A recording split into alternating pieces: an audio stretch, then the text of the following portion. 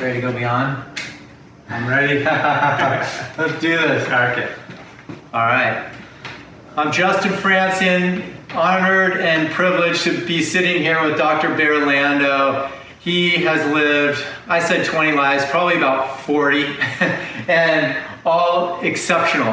Like literally pre-med, pre-law, psychology degree, then played football 2 years at Washington State, 2 years at Utah State, chiropractor, just degrees from Stanford and sheepskins from around there for paramedic schools and high-end medical stuff, homeopathic background as well, and homeopathy and more. I mean, I'm not even naming half the stuff that he's done in his lifetime. There are very few people on the planet that know what he knows and have had that eclectic background that he has. And he's created a company called Alfa Vedic, and it's alfavedic.com. It's on his shirt, you'll see it.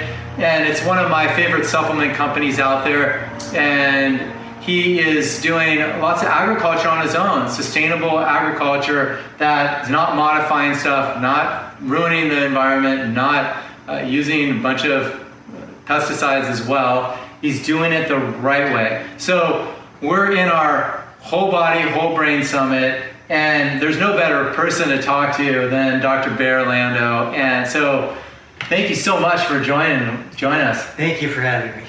Yeah. It's a pleasure. Honor. Well, I mean, I'm spinning. I don't even know where to start, but we're just going to start with the sports. And when you're preparing for sports, and you're talking about whole body and whole brain, what comes to mind for you? I think athletic training, forget all the formal training that I had in medical schools and that sort of thing. I think I learned more from athletics than anything else, because you're out there with people from all walks of life, all racial backgrounds, different parts of the world. You're on the same page, you have a common goal. You go through very intense athletic training, and the level that I played, is all the best of the best, all pre-NFL guys and sort of thing.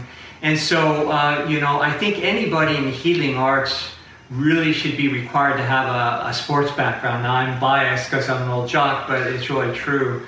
Because if you haven't been in your own body and pushed it to the limits, and got together with other individuals with a common goal, which gets you in this collective consciousness, it's really it would have been a lot more difficult for me to relate to my clinical practice later on, and also be involved in some of my training aspects of kinesiology and naturopathy and so forth, because you learn through your own body. Your body becomes your test tube, and it's how I learned the best. And then everything else after that was just academics. It gave me vocabularies and that sort of thing. Well said. So we met through Mark Herding, who was one of our speakers, the Conscious Athletes, and Mark just raves about him. He's like, there's no one on the planet that knows what he knows. And I looked at his website, I started reading it. It's so articulate, it's so well written, and it's so true. And then I went into some of the training stuff, because I've been athleticism performance coach for 20 years, and he was doing the same stuff we're doing that no one else was even doing. And so it was just so fun to see his input and his take on the body. Now, talk to us about preparation and some of the exercises that you tied in. I know I talked about some neurostacking that I do. Share with us some of the things that you enjoy doing or did as well. Yeah, I'm more traditionalist, and I'm still consider myself a student, and I'm always like going on websites like yours and trying to keep current as far as new techniques and trying to stay on the edge of things. My background goes back to traditional sports. I had a chance to go either baseball or football. I chose football, but because of the type of training I did, I don't have a body that is naturally 300 pounds, but I learned how through nutrition and through intensive resistance training and different kinds of high-level integration for movement, because at those sports you don't want to just be big, you have to move. I learned how to go from a natural 200-pound baseball player to a 285-pound defensive end. And so I was always pushing my body weights, my different kinds of training to get different sort of bodies. So I learned how to, again, it translated back to medicine very well. But then when I retired from football, I really missed the contact element of sports and just that kind of competitiveness, because that was always kind of fun for me. So I turned to martial arts. And originally I started, I was in Kempo circles and that sort of thing, which is more of a, linear hard styles, we would call them. And then over the years, I did a lot of full contact fighting and that sort of thing. But still you're integrating your body so that you're moving in all different planes and learning how to conduct your energy from the inside out to move your body parts and instead of, traditional Western style sports where it's kind of the reverse. I wish that I would have known more about that when I was playing ball in the old days.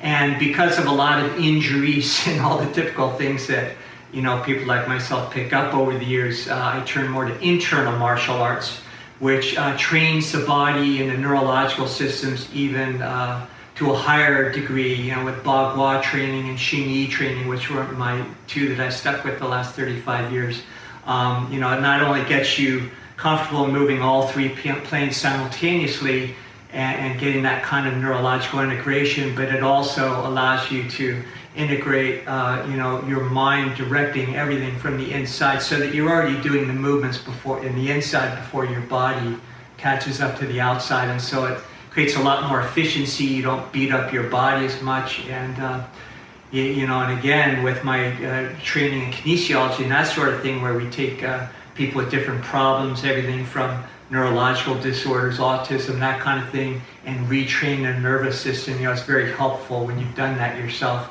and when you take them through different movements and understand what you're really doing with that individual. Definitely. Well, let's keep going with him on this whole concept of it. I mean, talk to us about the energy, moving that energy from martial arts and then into the applied kinesiology world and muscle testing, your background with Klinghardt and working with them for extensive period of time, and what you're doing on a day-to-day basis with your patients. Yeah.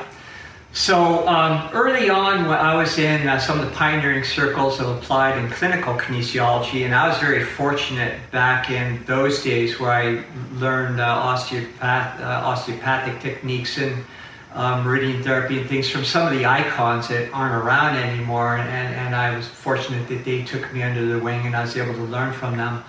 And because of the inroads we were making back in the 70s and 80s in clinical kinesiology, which was a very sophisticated understanding of neurology, some notable doctors from Germany and France and elsewhere came to study with us, and then they introduced us to what they were doing in Europe, but they were very impressed with the inroads we had made ourselves. So some of those people, the early ones, especially from Germany that came over, it became a very good exchange program. And again, just an integration of things that would incorporate a lot of things from traditional Europe that would be considered maybe even bordering metaphysical, but now we have the science to back it up. Like some of my early mentors were very versed in Rudolf Steiner methods and understanding, and I've studied with a lot of those people. So, and interestingly, it correlated very strongly with what I learned from some of my mentors in the area of Oriental medicine, different terminologies and cultural contexts, but talking about the same exact thing. So when you go into the internal arts, or what I learned from some of these Steiner kind of people, it really helps the Western mind integrate thought patterns from other cultures and makes it more understandable for the Western mind, so you're not, dabbling in something that seems unreal or metaphysical. And so then when you get into the actual practices, either in kinesiology and some of these other things, or when you're practicing the arts, you're not, with that understanding, with both sides of your brain, you've reconciled the two halves, so you're no longer in conflict, so it becomes very easy to incorporate, these concepts and make them accessible. And one of the things that I'm really endeavoring to do with Alfa Vedic is to make a lot of this information accessible to this part of the world. There's brilliant people out there doing wonderful work, but I think there's a little bit of a gap that a lot of these vocabularies are still borrowed from other cultures, and they seem a little bit occult to us over here. And when we understand what they're really talking about, when you understand the principles of people like Walter Russell, who understood the real physics behind it, now people like ourselves can, really harness the ability of our mind and direct the energy. For instance, any kind of movement we're doing in the martial arts, it's already done internally before your body moves. Now it takes a lot of years to integrate that in, but I think it's something that school kids should be learning, because not only does it give you greater potentials athletically, but you're really you're firing on all cylinders. So it's really a level of consciousness that has been hidden from us, I think, in this part of the world.